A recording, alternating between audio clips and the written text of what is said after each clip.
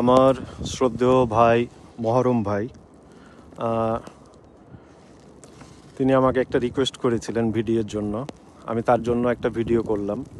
আসলে প্রবাস জীবনটা অনেক কষ্টের, তারপরও আমরা থাকি। আজকে অনেক স্নো এখানে, হ্যাঁ।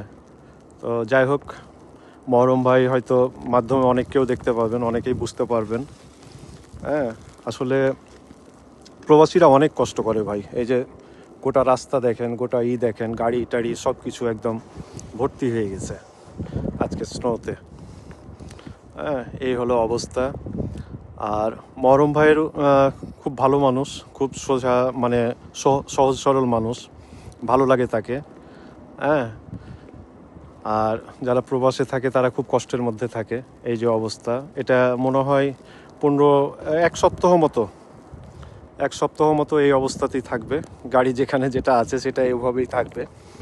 হ্যাঁ, এই যে বরফের স্তূপ হয়ে গেছে, রাস্তা টাস্তা সব কিছু বন্ধ, গাড়ি টাড়ি চলাচল সব কিছু বন্ধ। হ্যাঁ, এই তো হলো অবস্থা প্রবাসীর জীবন। হ্যাঁ, তো আপনারা সব ভালো থাকবেন, আর যারা প্রবাসে আছে সবারই জন্য দোয়া করবেন। হ্যাঁ, আর মরম ভাই, আপনাকে অনেক অনেক ধন্যবাদ মানুষের উপকার করার জন্য। হ্যাঁ, সবারই মনের আশা যেন পূর্ণ হয়, আল্লাহ যেন সবাইকে ইয়ে তার মনের আশা পূর্ণ করে। মরম ভাই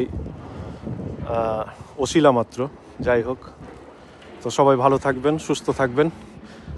আজকে এখান থেকেই বিদায় নিলাম। আসসালামু আলাইকুম।